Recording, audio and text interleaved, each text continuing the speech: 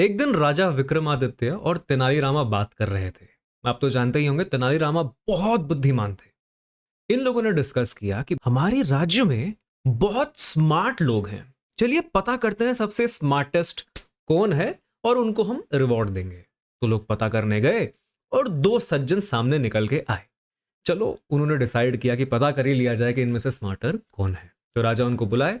राजा ने उनको बोला, या तो आप 500 किलो चावल ले सकते हो, या फिर एक दाना चावल जो कि हर रोज दुगना होते रहेगा, ये मैं आपको 2 महीने के लिए देता रहूंगा।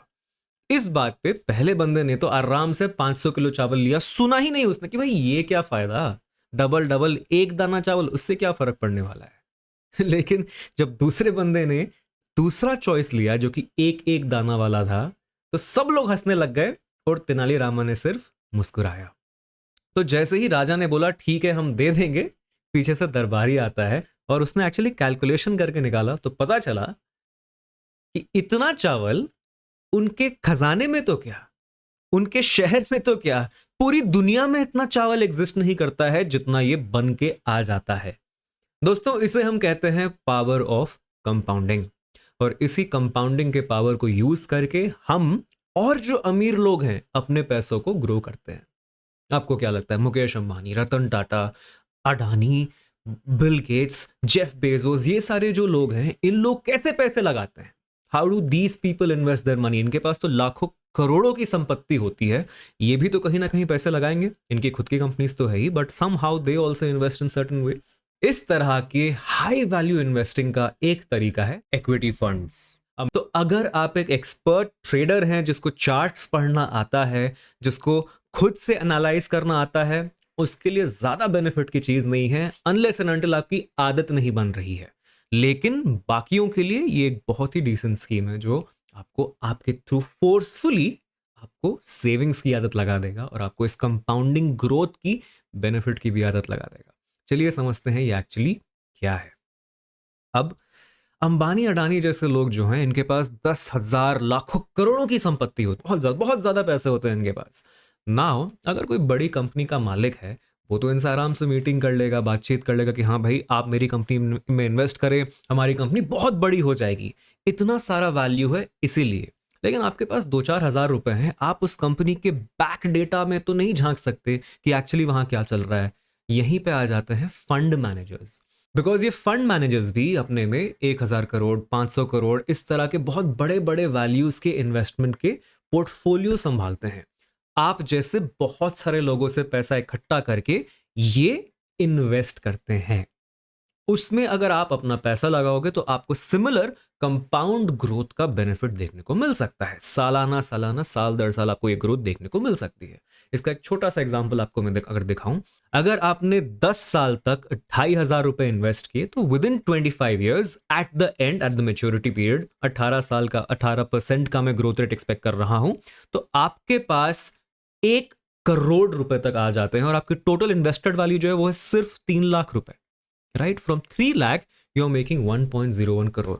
अब प्रॉब्लम यह है कि आम आदमी क्या करेगा, उसके पास जैसे ही पैसा आएगा वो रख देगा सेविंग्स अकाउंट में। अगर मैं आपको कहूं कि सेविंग्स अकाउंट में रखे रखे आपके पैसे तो कम हो रहे हैं, वाई? Because inflation. आपने अगर 25 साल तक 3 लाख रुपए आपके अकाउंट में रख दिया ना, उस 3 लाख रुपए की कोई वैल्यू नहीं रहने वाली है। इन्फ्लेशन मतलब साल दर साल चीजों के प्राइसेस बढ़ते हैं। तो इंडिया में ऑन एन एवरेज ये 5%, 6% इस तरह से चल रहा है। अभी current value at the time of recording this video in September 2023, inflation value चल रही है लगभग 5% के आसपास। यानी कि इस रेट से अभी जो चीज 100 रुपए में आपको मिल रही है, अगले साल वो 105 रुपए की मिलेगी। अगर ये इन्फ्लेशन रेट ऊपर नीचे होता गया, उस तरह से महंगाई बढ़ते जाती है। और ये नेचुरल लॉ है इकोनॉमिक्स का, सप्लाई और डिमांड पे ये बेस्ड है। नाउ सेम चीज को अगर आपको बीट करना है, यानी कि अगर आपने सेविंग्स अकाउंट में रख लिया, वहां पे 3%, 4% मैक्स टू मैक्स इंटरेस्ट मिल रहा है, आपका पैसा कम होते जा रहा है। This is where something like investing comes in, something like trading comes in. Again, अगर आप एक स्मार्ट ट्रेडर हैं कोई दिक्कत नहीं है, लेकिन अगर आपको इन्वेस्ट करना है तो मैं आपको HDFC लाइफ का फ्लेक्सी कैप फंड सजेस्ट कर सकता हूं। नाउ अगर आप थोड़े भी जानकार हैं मार्केट के बारे में, तो आपको इतना तो पता होगा कि मार्केट जो है फेजेस में चलता है। लार्ज कैप, मिड कैप और स्मॉल कैप होता है। स्मॉल कैप यानी छोटी कंपनीज जो कि मल्टी बैगर्स बनती हैं, मिड कैप यानी दोनों के बीच की कंपनीज, जिसमें से कुछ मल्टी बैगर्स भी बन सकती हैं और कुछ एकदम स्टेबल रह सकती हैं, और जो लार्ज कैप कंपनीज होती हैं, एचडीएफसी, रिलायंस, जो बड़े बड़े दिग्गज होते हैं, निफ्टी 50 के कंपनीज जो होते हैं, ये कंपैरेटिवली ज्यादा स्टेबल होते हैं। स्टेबल यानी कि रिस्क कम, रिवॉर्ड भी कम, और स्मॉल कैप यानी रिस्क ज्यादा, रिवॉर्ड भी ज्यादा। अब कई सारे फंड्स जो होते हैं ये सिर्फ एक में इन्वेस्ट करते हैं या फिर सिर्फ एक सेक्टर में इन्वेस्ट करते हैं, या कि रियलिटी में कर दिया या फार्मा में कर दिया, ये उनकी लिमिटेशन है। अब जो मैं आपको बता रहा हूं, फ्लेक्सी कैप एक फंड होता है, they invest in all kinds of markets. जब बहुत ज्यादा वॉलेटिलिटी रहेगी, बहुत ज्यादा रिस्क रहेगा, ये अपने आप आपको सेफ में ले आएंगे, यानी कि लार्ज कैप में ले आएंगे। रिस्क जैसे ही कम हुआ, मार्केट बहुत तेजी से ग्रो हो रहा है, इन्होंने अपनी पूरी इन्वेस्टमेंट को स्मॉल कैप में डाइवर्सिफाई कर देना है, and that is what you can use to your benefit. अब कोई भी कंपनी जैसे शेयर्स में इन्वेस्ट करती है, मान लेते हैं आपको रिलायंस में इन्वेस्ट करना है, एचडीएफसी में इन्वेस्ट करना है, एमआरएफ में इन्वेस्ट करना है, इन सब का कुल मिला के अगर आपको एक भी शेयर लेना है तो एमआरएफ ही पकड़ लो, तो 80,000 90,000 का एक शेयर आता है। आप तो उसको नहीं खरीद सकते, बिकॉज सीधा एक ही शेयर खरीदना है तो आपको उतना सारा कैपिटल लगाना पड़ेगा।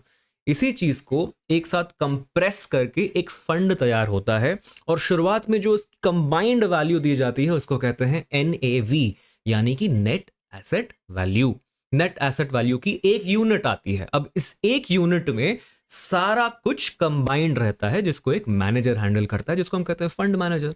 सिमिलरली अगर आप निफ्टी को देखोगे, निफ्टी क्या है? निफ्टी 50 स्टॉक्स का कॉम्बिनेशन है। टॉप 50 स्टॉक्स जो एनएसई पे ट्रेड होते हैं उसका कॉम्बिनेशन है निफ्टी। उसको हम सिंपल से अगर एनएवी देखें तो निफ्टी की जब शुरुआत हुई थी, जिससे स्टार्ट हुआ था, वो उसका एनएवी हो गया। इसी तरह कोई भी फंड जब नया लॉन्च होता है, ये फंड का आईपीओ हो रहा है, जिसको हम कहते हैं एनएफओ, न्यू फंड ऑफर। जब फंड्स लॉन्च होते हैं उनका भी एक नेट एसेट वैल्यू डिसाइड किया जाता है, जैसे अपने एचडीएफसी फंड का वैल्यू है 10। नाउ हर मंथ इसका प्राइस अप एंड डाउन हो सकता है, और जो नेट एसेट वैल्यू रहेगा और जितना आपने इन्वेस्ट किया है, फॉर एग्जाम्पल आप इसमें मिनिमम 1000 रुपीज से स्टार्ट कर सकते हो। तो जैसे ही अगर आपने इसके एनएफओ में इन्वेस्ट कर दिया, 1000 रुपीज में आपको टोटल 100 यूनिट्स आ जाएंगे। जैसे जैसे प्राइस अप एंड डाउन होता रहेगा उस हिसाब से आपके यूनिट्स डिसाइड होते हैं, और end of the day upon a 5 year maturity minimum period आपको वो अमाउंट मिल जाता है। अब डिपेंड करता है आप जितना भी अमाउंट इन्वेस्ट करें, जैसा करें, that is up to you. इसका हिस्टोरिकल रिटर्न जो आपको मिल रहा है that is 22%। Now stock market में हिस्ट्री की वजह से फ्यूचर डिसाइड नहीं होता है, बट सिंस ये एचडीएफसी अलायंस लाइफ की तरफ से है, इसका सॉल्वेंसी रेशियो 200% है, जबकि मैंडेट सिर्फ 150% का होता है। तो investment is safe, that is something we can take care of. इसके अलावा आपको प्रीमियम अलोकेशन चार्ज नहीं लगने वाला है, और जीरो पॉलिसी एडमिनिस्ट्रेशन चार्ज भी होता है, जो कि आपको कई जगह लग जाता है। साथ ही साथ आपको एडिशनली में एक रिटर्न ऑफ मोर्टालिटी चार्जेस भी मिल जाते हैं, यानी कि जितना भी आपका मंथली एसआईपी रहेगा, इन केस कुछ मिसफॉर्च्यून हो गया आपके साथ, तो आपकी फैमिली को 120 गुना तक का उसका रिटर्न मिल जाता है ऑन द स्पॉट। नाउ इसमें जैसा मैंने आपको कहा, मिनिमम 1000 रुपए से आप स्टार्ट कर सकते हो। एनएफओ का पीरियड आपको मिल जाएगा 12 से 25 तारीख तक। अगर आप एक एनआरआई हैं तो 18,000 monthly, and not just that, 80C के द्वारा आपको टैक्स बेनिफिट भी मिल जाता है, और मेच्योरिटी पे अप टू 2.5 लाख तक के एनुअल रेट पे 10D के अंदर वहां भी आपको टैक्स बेनिफिट मिल जाता है।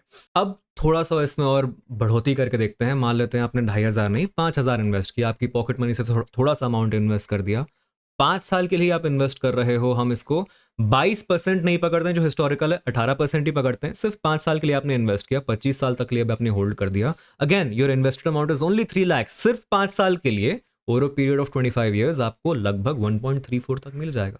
इसमें से आप कम भी कर दो, इसको आधा भी कर दो, तब भी आपकी 3 लाख की इन्वेस्टमेंट मोर देन 10x हो जाती है, and that's the benefit of compounding. और इसी तरह आप कोई भी फंड में इन्वेस्ट कर सकते हो। ये तो बस मैंने एक रिकमेंडेशन दी है, और यहाँ पे आप पावर ऑफ कंपाउंडिंग देख रहे हो, जो कि मैं आपको बोला था उतने चावल के दाने बचेंगे ही नहीं।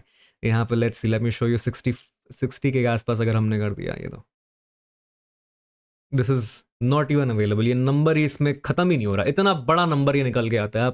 आप चाहो तो मुझे नीचे बता दो इसको हम क्या नंबर कहेंगे, कमेंट्स में मुझे बताना। लाख है, करोड़ है, अरब है, how do you count this number, आप मुझे नीचे कमेंट्स में जरूर बताना। अब हम बात कर लेते हैं कि सिंस ये फंड जो है बहुत बड़ा फंड है, इनके पास लगभग 1.25 लाख करोड़ तक का एसेट्स अंडर मैनेजमेंट है। अब ये अगर कंपनी से बात करने जाएंगे, डेटा लेने जाएंगे, ये आपको आराम से मिल जाएगा। अब प्रॉब्लम वही है, गरीब आदमी आता है, सोचता है कि भाई हम खाना पीना लेंगे, ये सेविंग्स कब होगा, कहाँ से होगा। मैं इसलिए आपको बोल रहा हूँ कि आप छोटी सी अमाउंट से ट्राई करो, स्टॉक मार्केट में ज़रा आके देखो, ठीक है। You don't have to go high risk, यानी ट्रेडिंग में जाने की सीधी ज़रूरत नहीं है। शुरुआत करके देखो, 1,000 रुपए से आप स्टार्ट करके देख सकते हो। You don't have to invest in this particular fund only. आपको जैसा समझ में आ रहा है इस वीडियो के थ्रू आप जाके उसको स्टडी कर सकते हो। You have to study what things I tell you. मैं आपको सर्टन टर्म्स बता देता हूँ। यू हैव टू स्टडी ये कौन से चीज़ों में इन्वेस्ट कर रहा है। यू हैव टू स्टडी आपके चार्जेस क्या क्या लगेंगे, आपके बेनिफिट्स क्या क्या मिल रहे हैं, यानी टैक्स इंप्लीकेशंस। XIRR आपको स्टडी करना है, CAGR आपको स्टडी करना है। और साथ ही साथ इन सब चीजों के साथ आपको यह भी याद रखना है कि हिस्टोरिकल डेटा से फ्यूचर डेटा प्रेडिक्ट नहीं कर सकते हो। साथ ही साथ most important thing to consider is आपका रिस्क एपेटाइट क्या है। आप पर्सनली कितना रिस्क हैंडल कर सकते हो। अगर आप एकदम सेफ रहना चाहते हैं for something like your child's education, जो कि या फिर अपने पेरेंट्स की मैच्योरिटी, ऐसे चीज़ों के लिए इन्वेस्ट करना है, तो invest in something that is safe, क्योंकि ये पैसा आप गंवा नहीं सकते। अगर आप ऐसे वेकेशन के लिए स्पेंड कर रहे हो या फिर किसी कार के लिए प्लान कर रहे हो, तो मॉडरेट टू हाई रिस्क और शॉर्ट टर्म में आप इन्वेस्ट कर सकते हो। सबसे पहले गोल डिसाइड करो। अगर आप एक कॉलेज स्टूडेंट है, बिगिनर है, तो you can go for a higher risk and a longer term plan, क्योंकि 25 साल में आपकी क्या ही उम्र होगी, यू विल हार्डली बी 40-45, 40 तो नहीं होगे, 45 हो जाओगे 25 साल में। एंड 45 पे इतना सारा लमसम अमाउंट मिलना, it is a great benefit. और सिंस ये आपको 2.5 लाख एनुअल से कम आ रहा है, तो ये पूरा जो मेच्योरिटी अमाउंट रहेगा ना, you will get it tax free, ठीक है। अगर आप HDFC का ये NFO में आप सब्सक्राइब करते हो, तो लिंक्स आपको नीचे मिल जाएंगे। सब चीज़ का तात्पर्य यह है कि कंपाउंडिंग काम करती है और आपको इस चीज़ को यूज़ करना आना चाहिए। You have to study about a lot of things, जैसे ये एक हो गया। साथ ही साथ आप ETFs के बारे में स्टडी कर सकते हो, या फिर आप खुद की स्विंग ट्रेडिंग कर सकते हो। मैंने काफ़ी उस पर भी स्ट्रैटेजी शेयर की है, इंट्राडे की शेयर की है, बट उसमें से कुछ स्ट्रैटेजीज ऐसी भी हैं जो आप स्विंग पे यूज़ कर सकते हो। अगर आपको डेडिकेटेड वीडियो स्विंग पे चाहिए, you can let me know that, आप वो कर सकते हो। आप साथ ही साथ बॉन्ड्स में इन्वेस्ट कर सकते हो, आप साथ ही साथ गोल्ड में इन्वेस्ट कर सकते हो। रिसेंट टाइम्स में अगर आप मेरे टेलीग्राम चैनल पर जाके देखोगे, तो हमने गोल्ड की प्राइस को बॉटम से एकदम टॉप तक कैप्चर किया है, बिकॉज वॉर्स में ये सब चीज़ों की प्राइसेस बढ़ती है। और इसी केस में क्या होता है, certain markets fall, certain markets rise. इन सब चीज़ों का हेडेक नहीं चाहिए आपको। एक ही बंदा, कोई एक्सपर्ट है जो हैंडल कर रहा है, ऐसा चाहिए, तो आपके पास ये HDFC का इक्विटी फंड है। अगर वीडियो पसंद आई होगा तो don't forget to smash that like button. हम मिलते हैं अगले वीडियो में। Thank you so much for watching.